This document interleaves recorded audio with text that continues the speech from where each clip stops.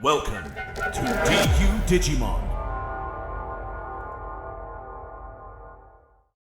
Hello and welcome to DU Digimon, and welcome to the final match of Jank Tank the Champions. Yes, we are finally here. It is the promised hour.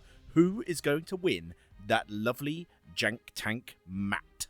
Will it be Aegisdramon, the winner of Jank Tank 5, being piloted by Sam? It took on Red Purple Imperialdramon and wiped the floor with it. It took on a couple of another deck off screen that I can't remember, but it took that on and won. Will it be enough to take on Imperialdramon, the winner of Jank Tank 1, being piloted by Charles? This one took on Setcon in the first round off camera. It then took on Marsmon and won because of a huge misplay on Marsmon's part, my part. Marsmon's, but you get it. Anyways, who's going to win? Let's find out. And here we go, our final match of Jank Tank the Champions underway. Charles starts us off with Demi Vmon going into Vmon, actually doing it the proper way, not the wrong way. He then thought about doing Wormmon, but instead decided to do the Vmon and adds the Davis in the Vmon. We've also got the wobbly camera back again because Sam is obviously clearly on camera, and we are at sea. He hatches into the Bukamon, then sorts out one of his sleeves and goes into the Betamon. The Betamon, of course, will give him some jamming if he can get his stack big enough, which of course he probably will. Goes into the Davis, does a little search, having a think about what to add, and I think he actually adds the Betamon here. I thought he would add the Jichaemon. I can't remember how to say it, but he does add the Betamon to have a spare rookie, which actually, to be fair, probably not a bad thing given the matchup. Vmon's then going to swing in and dies to a Shangpengmon, and then Davis and Ken make their way to the field. Of course, the most broken tamer that Imperialdramon has access to. Another camera wobble there as well. And trust me, it will not be the last. Foreshadowing. Seadramon then comes out. It has the jamming from the Betamon Inheritable, so he's going for a swing and hits into Imperialdramon. Definitely needed that jamming, which was really nice. Then having a little think on what to do. I think he does go into a level 5 here, from what I remember going through the editing footage. Obviously, I've already gone through the footage at this point, and I'm adding the commentary over the top. But I think he goes into the Huan Kunmon. Yeah, Huan Kunmon goes into that. Plays out the Betamon, which would stun something if Charles had anything out, but he doesn't. But it does gain a memory, so he does leave Charles on 1, which is pretty good. Obviously, leaving Imperial on 1, doesn't always stop it, but it can under the right circumstances. Charles is then going to add the Stingmon to his hand. Is then going to have a little think on what to do. Obviously, he's going to technically pass turn if he digivolves into anything, but he can bring turn back to himself with the tamer. So he goes to the Stingmon, and there you go. Gains that memory, bringing turn back to himself. Which is the thing. This is why Imperial's so good. But he does not have the XVmon to go into the next step. And instead does a little search with the Wormmon. He was obviously trying to digivolve up and see if he could get lucky, but could not find what he needed. Sam hatches into the Bukamon. Then something that really annoyed me when I was going through this, I was just screaming at him during this. Sam has got that spare Betamon in his hand. He needs to digivolve into the Bukamon, on top of the Bukamon with that Betamon. Start building up that secondary stack, but he doesn't do that. He goes into the Seadramon, gets himself a draw for that, but doesn't digivolve that Bukamon, despite the fact he's got the Betamon in hand. It might be because he's trying to set up a combo, so you can, maybe add the Betamon underneath something from hand. But if it were me, I'd just digivolve that Betamon. Have a rookie in the back, have something spare. He's got the jamming on the Seadramon, which is cool. And then goes into the Mega Seadramon. He's going to put Huan Kunmon underneath and bottom decks the Stingmon. Which is a good play to potentially stop the DNA next turn. But I just think before he should have passed turn, just put that Betamon in the back. Just have that rookie. I think he just forgot. He normally wouldn't do that. He would normally would just put that in the back, but I think he just forgot this time around. Charles then plays out the Vmon, which is the one which will reduce costs. So he's going to go to Lydramon for free. 1 cost, I think. But cheaper. And Lydramon is a great target in the Imperialdramon deck because it is green and blue, so it can substitute for either your green or your blue. Vmon is then going to die to the Zudomons. They're both on 3 security apiece. It's quite tight in terms of the security. Charles then having a little think on what to do. And does do the return of the progenitor, which is going to allow himself to cheat up into Imperialdramon. Obviously, doesn't get the DNA Digivolution part of the effect, but does trash all of the sausage of the Megaseedramon. So he's got that kind of going. I then believe he goes into a second one, which then allows him to go up into the Imperialdramon, which allows him to stun the Megaseedramon and the Davis next turn. Not that Davis does any suspending stuff. Anyway, Davis is literally just there for the search and the memory. So, but now Sam goes into that Betamon. I just think he should have done that earlier, because then this turn he could have pushed out potentially and gotten him another swing in, or or just something potentially. But obviously I can't see his full hand, so I don't know the full ins and outs of what's going on there. So who knows? Maybe I'm wrong. Maybe he it was not the right time for him to do that. But now he has gone into that Betamon, having a little think. Slow play Sam, at it again. Of course, it was slow play me in the last episode, but. Then goes to the Aegisdramon, building up that stack, goes into mental training, adds the Zudomon, which to me is one of Sam's all-time favorite cards. Like, I feel like Zudomon is like, in any of Sam's decks. Even if I'm going up against him and he's playing, I don't know, fucking Gallantmon, I think there's a Zudomon in there. I'm joking, of course, but Charles then goes into the Stingmon. He's got the Wormmon on field as well, so potentially could get a DNA play. He's going to swing in with the Imperial, hits Sorai, so that is going to trash all of the sources of one of the Digimon, and Sam does choose the Imperialdramon, gets rid of everything underneath that, which is pretty cool. Sorai, of course, can really, just mess up some decks through that trashing of the sources. But then in comes the Lydramon. We've got the end of turn DNA. Does go to the Imperialdramon. Not going to be able to swing turn back to himself. He does get one memory so that, if theoretically he could leave Sam on 2, but obviously Sam's got the memory test setter. But Megaseedramon is stunned, and we go into the Seedramon. Now, dangerous play, potentially. Sam obviously has the Zudomon in hand, which I believe he's going to go into. Because what they're talking about here is like they're talking about the suspension, they're talking about, anything that could be going on. He goes to the Zudomon. Now, this is dangerous because he strips the sources from Imperialdramon, and then I believe he returns the Imperialdramon back to hand. Now, of course, actually saying that, I think Progenitor is deletion only. Progenitor might be deletion only. Let me know in the comments if it is, guys. I think actually, I think it is deletion only. Yeah, I think it is deletion only. Yeah, just let me know in the comments. The more people that tell me how to play the card game, the better, frankly. But Sam then having a little think on what to do, and that is my phrase of the day whenever I'm doing commentary. It's little think, because you've got little moments like this where people are just thinking, they're not really doing much, and they're deliberating over what to do. Having that internal monologue with themselves. And I think Sam's choice basically here is he's thinking about whether or not he can safely swing in. Now, the Imperialdramon is a target for the Imperialdramon Fight Mode Ace, but doesn't have it, so it does get a safe search there. It does go into the mental training there. That's the I think he added the Jank Tank there. Demi Vmon then is going to go into Vmon and adds the which is going to play out, add something, and I think he is going to add the Fighter Mode Ace. Yep. So he's now got that live. Which is dangerous, as I found out in the last match. I still can't believe I forgot it exists. I really wish I'd been smarter about playing it. I'm so used to not deleting Imperialdramon to not trigger Progenitor, but it wasn't on the field. But yeah, he's going to swing in. He gets the swing. He's then going to swing in again, get the swing. Of course, potentially there could have been a Vicon Ace or something there in Sam's hand to potentially stop him, but there wasn't. So lucky Charles. Sam is in a very sticky place here on 0 security, which obviously not a great place to be. Charles having a think on what to do. Digivolves into the Dragon mode, which will allow him to unsuspend, but chooses not to attack. Probably because he's past 10. Doesn't have Blitz. Good boy. But anyways, Biomon is going to go into the raising area. So we've got the Megaseedramon on field. We've got the Zudomon Ace on field. What could Sam potentially do to stop himself from dying? There's not a whole lot, but there is stuff he can do. So he's going to go into the Jank Tank, which will allow him to put the Megaseedramon underneath him, to bottom deck the Demi V, the Vmon, sorry, not Demi V. So off that goes. Because he's added something underneath, he could now play out something, and I believe what he does is he plays out that Megaseedramon to then put the Jank Tank underneath to bottom deck the Imperialdramon. Now, against any other deck, that would work. But unfortunately, we have Partition. And the Elytramon and the Stingmon come out to play.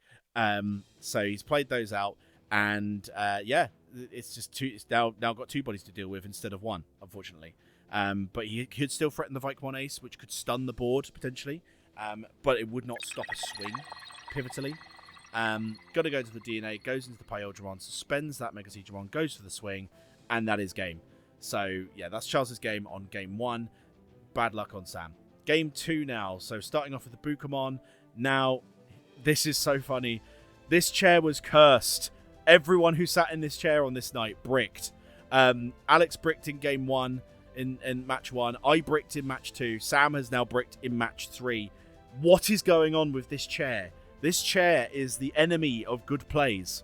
Whoever sits on the left-hand side of this screen is doomed to brick at some point during their match.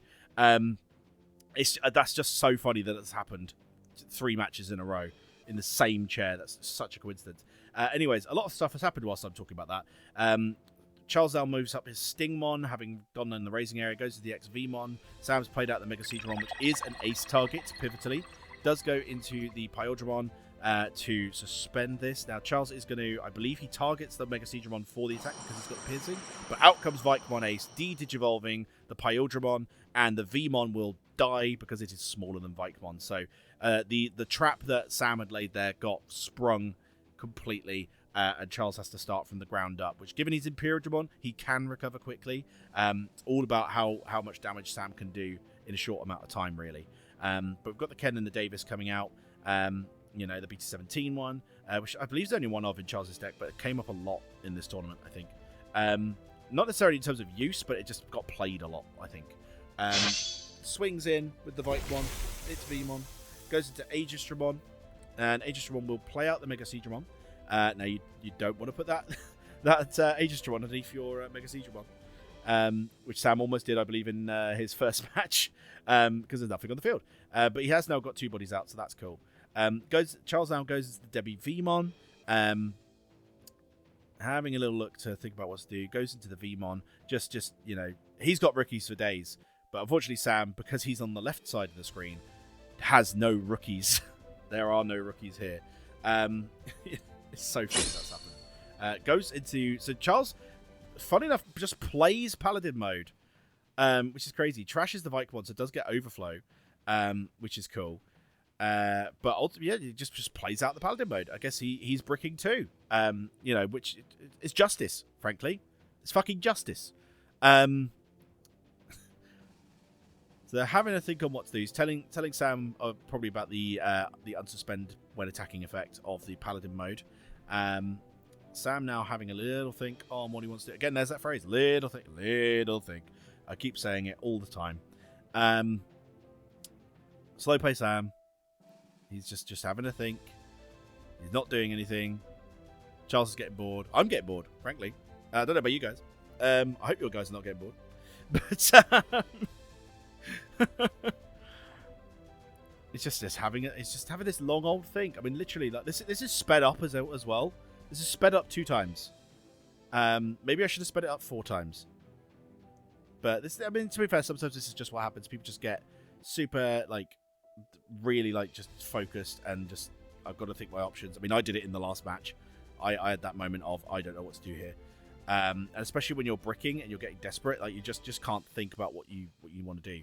But Sam does decide to go into the Shankpengmon finally, which isn't really going to do much. It puts the Aegisdramon underneath him, but it's not going to bottom deck the Paladin mode because the Shankpengmon's effect isn't based on the level of what you put under there. It's based on how many things you put under there. So if Sam had put 3 more bodies underneath, 2 more bodies, then he could bottom deck the Paladin mode. But because he's only got 1 other body on board, can't do it. Charles now going into his XVmon, having a think about what he wants to do. I think he's missing a piece. Otherwise, he would probably be just going straight into doing DNA plays. And obviously doesn't have the good Davison Ken, the one that just lets you play stuff out for free. Goes into the Wormmon, does a search, adds the fighter mode. So again, got that in hand. Clearly must have everything else. And that's that for him.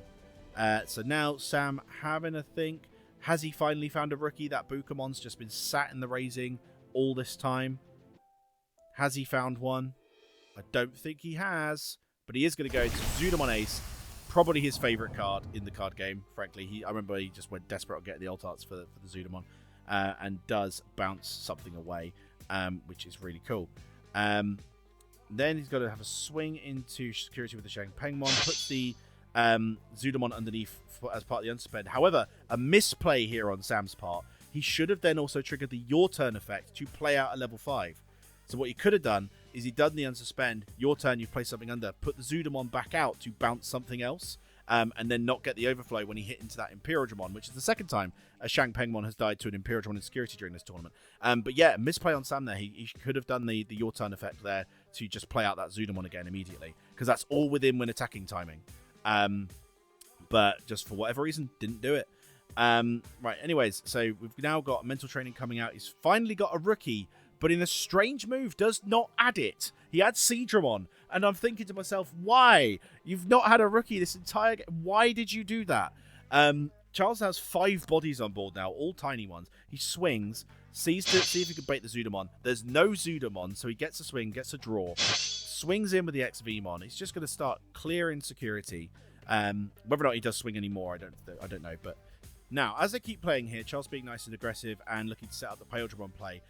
You might remember I said that there was going to be more camera issues in this episode specifically.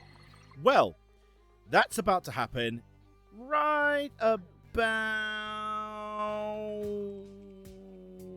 now.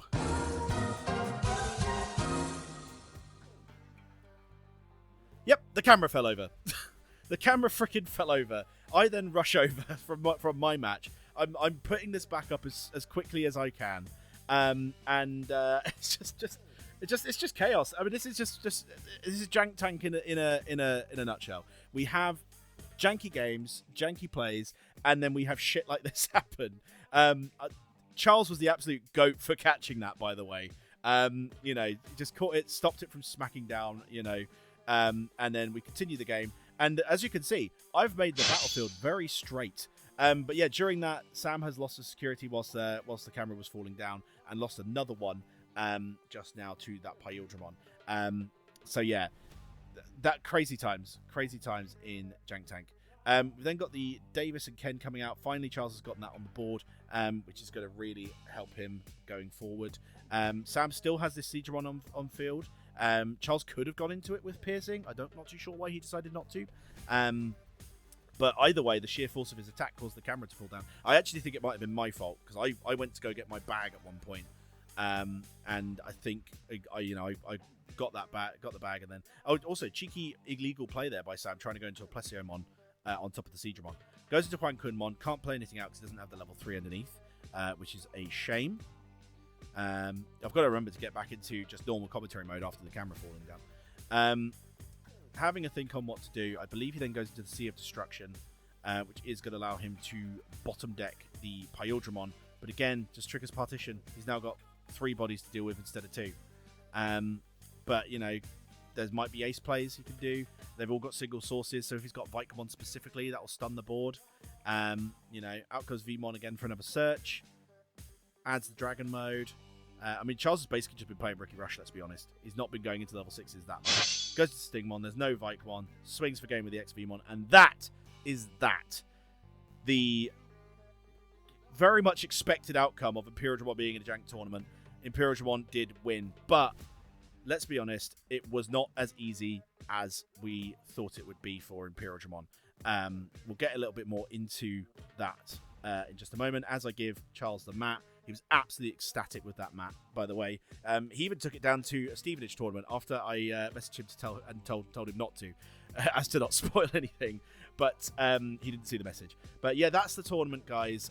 So Imperialdramon is our champion of champions and is now banned forever. Even if it does somehow miraculously shift its way out of Tier 1, it will never be allowed in Jank Tank again, forever, for all of time. Never again. which is just as well. But like I say, it wasn't the easiest ride for Imperialdramon. I mean, you guys didn't see it, but it had a very tough game against Dan's Setcom build in game 1. You know, which was super tight, and I do wish we'd filmed that one because it was super tight, especially because it was the first Jank Tank champions, the Jank Tank Champion 1 and Jank Tank Champion 2. But we were talking about it, and people were like, oh well, one of these ones is going to be in the final and stuff like that, and I kind of went, okay, yeah, well we'll do Aegisdramon versus Red Purple Imperialdramon instead. But I do kind of wish we'd filmed that one actually, because it was super tight and definitely the hardest matchup for Imperial.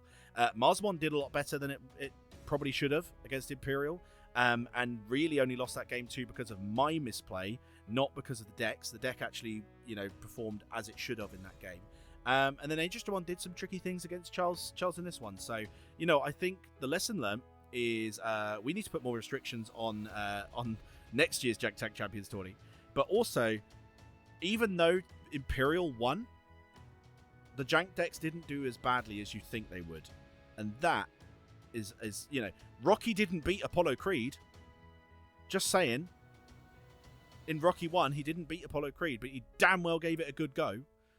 And that kind of happened here. Apollo Creed won, as expected, but all the Rockies did very well. But I hope you guys enjoyed this. Again, sorry for all the technical issues with no mics and no audio for this tournament. Obviously, we normally have all the banter and stuff like that, and everything's a bit longer. But also, likewise, if you prefer this kind of commentary, let me know. This wasn't actually that bad to edit, and the fact that is I've managed to get two matches edited in a day, which doesn't usually happen. By doing the commentary method. So let me know. But yeah, I don't also to go into when we're doing the next Jank Tank. I'm not too sure when we're doing the next one. We've got plans for doing a Liberator tournament to celebrate the release of EX8 sometime in January, which obviously will release in February for you guys, is the plan anyway. As for the next Jank Tank, I think we're probably going to do it for Special Booster 2.5. So the next tier list is now open for voting, and you guys can vote on that to see what one's going to be, back in there. Obviously, all of the champions that are not Blue-Green Imperialdramon are going to be on that tier list. And actually, I'll put Blue-Green Imperialdramon on the tier list as well. It's just obviously it is banned, and I'll put a little image on it that to say it's banned as well. Just so we could use the tier list for other things as well. I'd like to use it for maybe like actual tier list discussions and stuff like that, especially because we get you guys to vote on it. But anyways, I'm rambling. Apologies. Again, I hope you guys have enjoyed this, and we'll make sure to keep you updated with when we're next doing Jank Tank and the next kind of big tournaments in general. Let me know what kind of Jank decks you guys want to see, and also suggest if there should be any new rules that come in. I think I'm going to see if I can sit down with Alex and Charles, Charles being our main judge, and Alex having had a lot of judging experience in the past and knows a lot about his rulings, and just see what we can do to better balance Jank Tank, especially for a Champions Tournament at the end of 2025. Which I say at the end of 2025. By the end of this video, that's this year. That's this year. It's 2024 when I'm recording this, but it's 2025 for you guys right now as you're listening to me. But anyways, I've just said apologies for rambling. I'm still rambling. I hope you guys enjoyed it, and thank you for tuning in to Jank Tank, and exciting stuff for 2025 now. Keep it digital.